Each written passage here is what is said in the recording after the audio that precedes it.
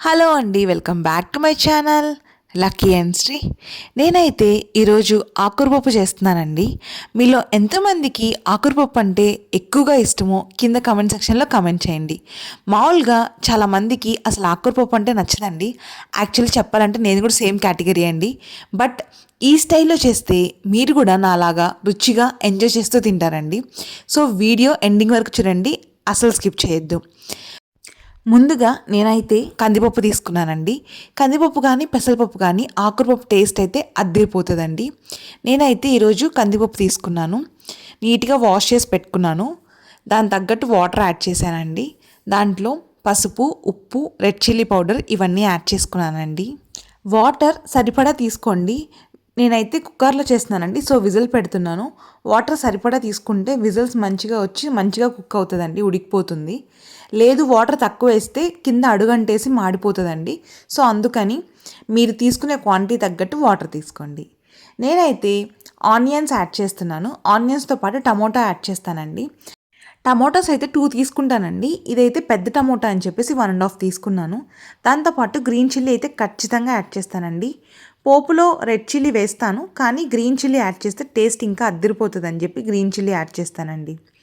మామూలు పప్పులో కన్నా ఆకుకూర పప్పులో గ్రీన్ చిల్లీ వేస్తే టేస్ట్ ఇంకా ఆసమ్ ఉంటుందండి. సో ఖచ్చితంగా యాడ్ చేసుకోండి.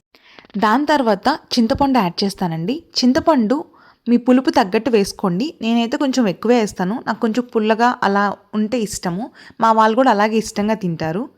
ఆ తర్వాత నేను ఆకుకూర తీసుకున్నానండి. మీకు ఏ ఆకుకూర ఇష్టమైతే ఆ ఆకుకూరతో చేసుకోండి, టేస్ట్ ఏదైనా బాగుంటుంది. గోంగూర కానీ, మొలకాకు కానీ, తోటకూర కానీ ఏదైనా బాగుంటుంది. నేనైతే వాటిని నైఫ్తో చిన్న చిన్న పీసెస్గా కట్ చేసి వేసేస్తానండి. అప్పుడైతే మెదిపేటప్పుడు ఈజీగా మెదిగిపోతుంది అనేసి అండి. ఆ తర్వాత నేను కొన్ని విజిల్స్ పెడతానండి.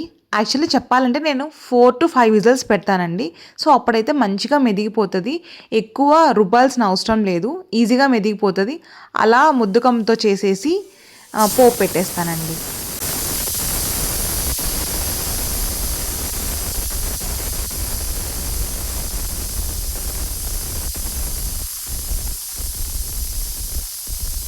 మామూలుగా పెళ్ళి కాకముందు అమ్మగారు అయితే ఎప్పుడు ఆకురపప్పు చేసేవాళ్ళండి. అప్పుడప్పుడు అట్లీస్ట్ వీక్లీ వన్స్ కానీ వీక్లీ ట్వైస్ కానీ. అప్పుడైతే అబ్బా ఆకురపప్పేనా, ఈరోజు కూడా ఆకురపప్పేనా అమ్మ అనేసి అనేవాళ్ళము. కానీ పెళ్ళైన తర్వాత తెలిసేది హెల్తీ ఫుడ్ తినాలి, హెల్తీ లైఫ్ స్టైల్ మెయింటైన్ చేయాలంటే ఖచ్చితంగా లీఫీ వెజిటేబుల్స్ ఉండాలని మన డైట్లో. సో అమ్మ అలా పెడుతూ ఉంటే ఏదో అనుకునే వాళ్ళం కదండి. కానీ అమ్మ ఎప్పుడు మనం మంచి కోరే, అలా ఫుడ్ కానీ ఏదైనా సరే వాళ్ళు ఎప్పుడు మనం మంచిగా కోరుతారండి. ఎంతైనా వాళ్ళ రుణం ఎప్పటికీ తీర్చుకోలేమండి. ఎంతైనా మనం చాలా లక్కీ. ఈ జనరేషన్ వాళ్ళు ఎంతో ఎంతో ఎంతో లక్కీ అండి. నేనైతే చాలా చాలా లక్కీగా ఫీల్ అవుతాను అలాంటి పేరెంట్స్ నాకు దొరకడం. నిజంగా లైఫ్ టైం ఇన్ఫినిటీ లవ్ అండి వాళ్ళదైతే.